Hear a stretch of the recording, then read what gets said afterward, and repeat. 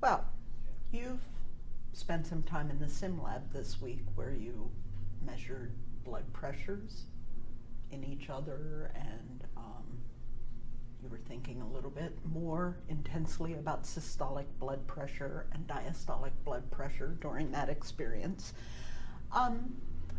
Blood pressures do vary throughout the day in humans, but we do have a standard that we consider as being the normal cutoff for normal blood pressures in adults that are resting.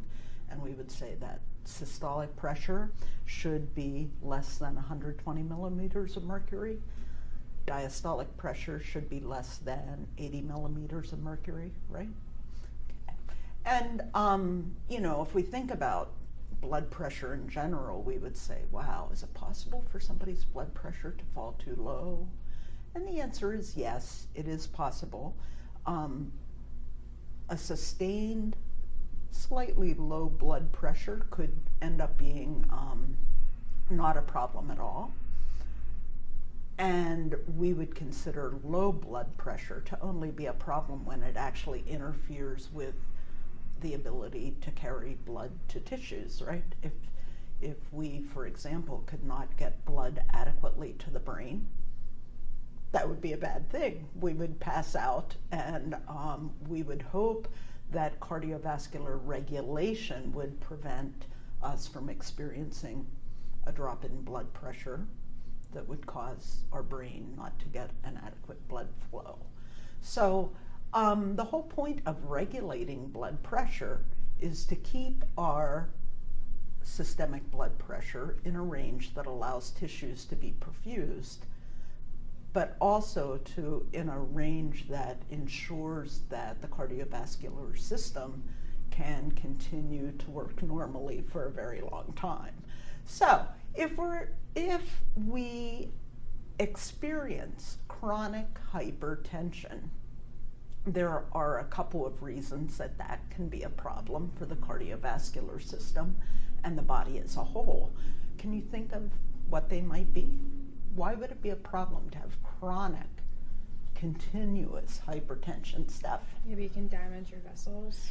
It can damage the blood vessels. That's absolutely correct. So if you have elevated blood pressure, you'll start to first see some damage in the endothelium that lines the blood vessels that can over time cause blood vessels to narrow and restrict blood flow. What else is a problem? There can be a problem with the heart because it's working harder to pump the blood. Exactly. Strain on the heart can be a major problem.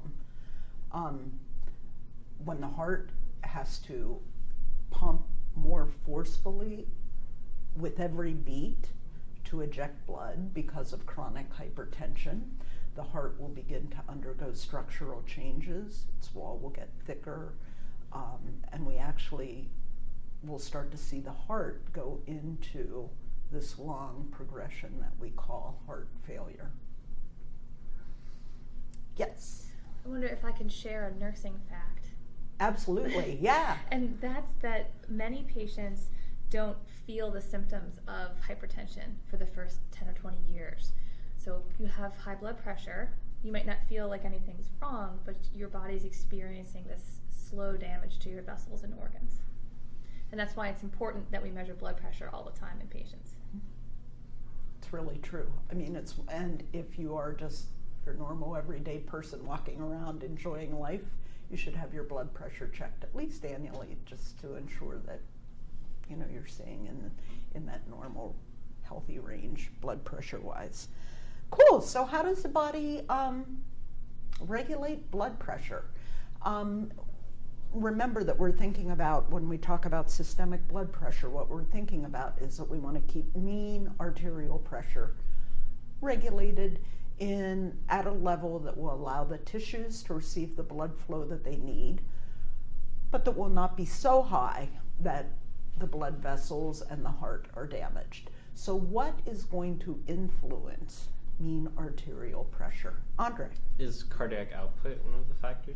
Absolutely. How might that be important? Well, if you have more blood being pumped by the heart, then there would be more pressure in the vessels. Right, because the more blood you pump into the vessels, the more force is being exerted against the walls. Absolutely right. So you've already studied the heart and you have some idea about how we regulate cardiac output. And what we know is that if cardiac output goes up and nothing else changes, mean arterial pressure will go up, right? Is there anything else that would influence mean arterial pressure? Resistance. Resistance. So that's the thing that we came to a little bit of understanding about this week. What's resistance going to do to mean arterial pressure? It could increase it because the more resistance on the vessels and the blood has to flow through that, it can increase your pressure. Exactly. So the greater the resistance, if we increase the vascular resistance, then that, and nothing else changes, then mean arterial pressure will go up dramatically, right? And which vessels are the ones that create the most vascular resistance? Is it the arterioles? Exactly, the arterioles. Yes, okay.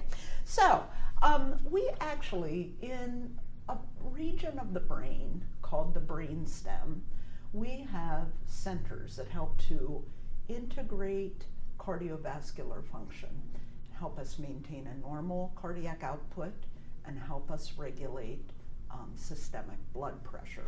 So we think of those as the cardiovascular regulatory centers. And in terms of regulating blood pressure, those centers receive input from sensory receptors that are called baroreceptors. Baroreceptors are just receptors that are present in the walls of the blood vessels, and they detect how much the blood vessels are stretching. And when the blood vessels stretch more, like they would if blood pressure goes up, then signals are sent to the cardiovascular centers, and the cardiovascular centers will cause vasodilation to occur, or they'll slow the cardiac output so that blood pressure can return to its normal level.